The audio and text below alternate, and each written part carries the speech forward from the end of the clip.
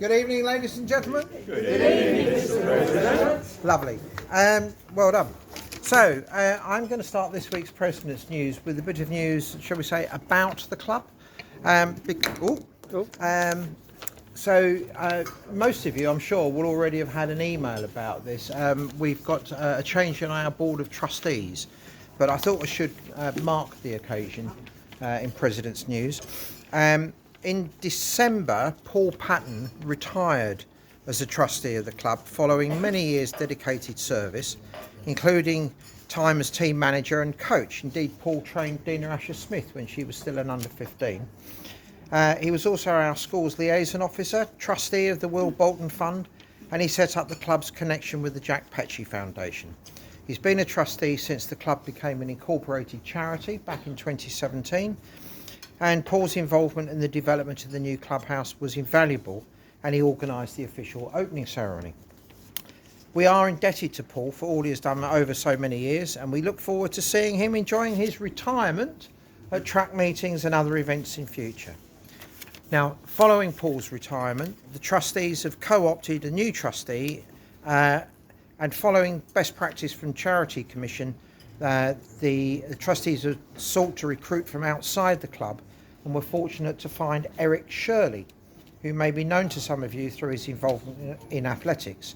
Eric has been involved in many aspects of athletics and other sports throughout his career, including being Director of High Performance London for UK Athletics and Great Britain team manager at European, World and Olympic Championships.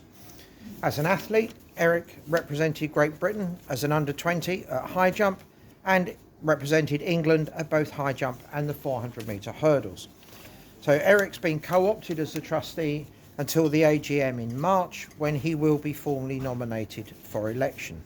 So I wanted to add my personal thanks to Paul for his dedication to the role of trustee and to welcome Eric to the club. I'm grateful to both of them. Moving on to athletics. We'll start on Saturday in Albuquerque, New Mexico, where Dina Asher-Smith set a new UK record for the indoor 300 metres in a time of 36.77 seconds. Congratulations to Dina, and it's good to see her year getting off to a good start. Now, also on Saturday, at Central Park in Dartford was the Kent Schools Cross Country Championships, and a lot of Blackheath and Bromley young athletes took part with best results as follows, and I do apologise to anybody I missed because I was using Power of 10, and whether they have recorded the club properly, I'm not completely sure. But in the seniors race, Arthur Starvis was 6th and Harry Fage was 9th. For the intermediate boys, Joseph Hill was 2nd. Now, Joseph is an under 15, and he was only 1 second behind the winner, who's an under 17, so it's a very creditable performance. Jed Starvis was 6th, Ryan Smith was 8th, and Benjamin O'Grady was 10th. For the juniors, James Shaw was 3rd, and Keane Farrell was 5th, and Luca Maloney Pedro 6th. For the under 13 boys, Jessie Williams was 5th. And for the senior girls, Iris Williams was 1st. Iris finished 21 seconds ahead of the second place runner, and she's still an under 15. Caris Firth was 3rd in that race. For the junior women, Aoife McDonough was 2nd, Cara Bryan 6th, Alba Homans-Yao 7th, Sophie Tran 9th, and Ariana Jenna Hurd was 10th. And then in the under 13 girls race, Isabella Jenkins was 3rd and Eva John was 10th. So well done to all of our runners, and I hope that sets them up nicely for the English Schools Championships later this year. Also on Saturday, there was a lot going on, was the British Athletics Cross Challenge at Parliament Hill, where some of our athletes were competing.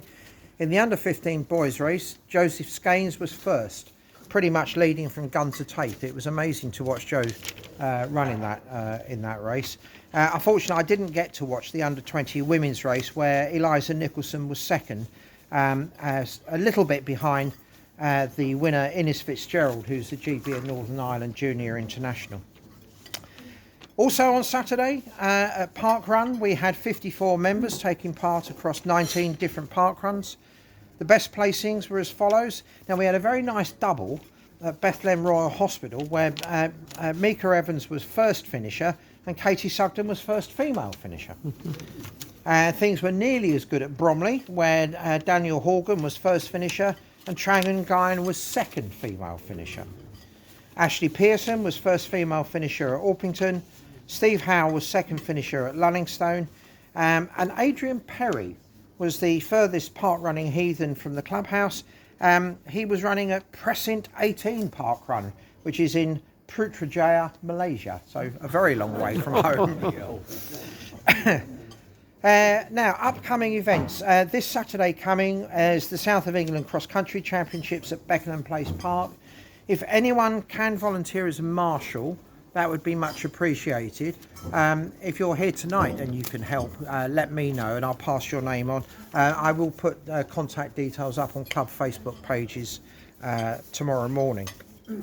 On Saturday the 3rd of February, it's the English School South of England Inter-Counties Championship, where a lot of our juniors will be running. On the 4th of February, Sunday, is the Club Open 10K at Norman Park over the new course.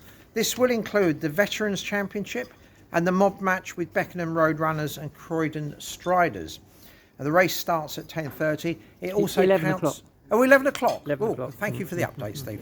11 o'clock, and it will count for the Bennett Cup. Then on Saturday, the 10th of February, is the final Kent League Cross Country of the season. That will be for senior men and senior women only, and that will also be here at Norman Park, and that is also a Bennett Cup event. Now, I want to give you a reminder that 9th of February here was designated for the Burns Night Supper. And that's a long-standing tradition of the club to have a Burns Night Supper.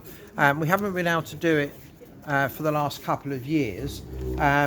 If we are going to have it this year, we do need to sell a few more tickets than we already have. So if you would like to maintain that club tradition, you can buy tickets through the usual channels for that. If you would like to take part in the toasts and replies, which are the traditions of the evening, then contact Steve Pearman. His email address is stevepearman13@gmail.com. Right, that's the newsy news bit. I also have the winner of the bonus ball from last week, which goes to the person who picked number 42, which was Maz Turner.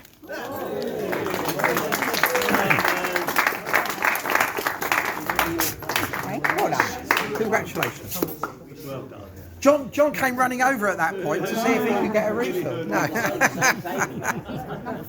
Right. That is everything from me. Does anybody present have any news to share with the club? No? Okay, in which case I will pick the hammer up off the floor. The gavel up off the floor. Gavel. Gavel, not a hammer. And bid you good night.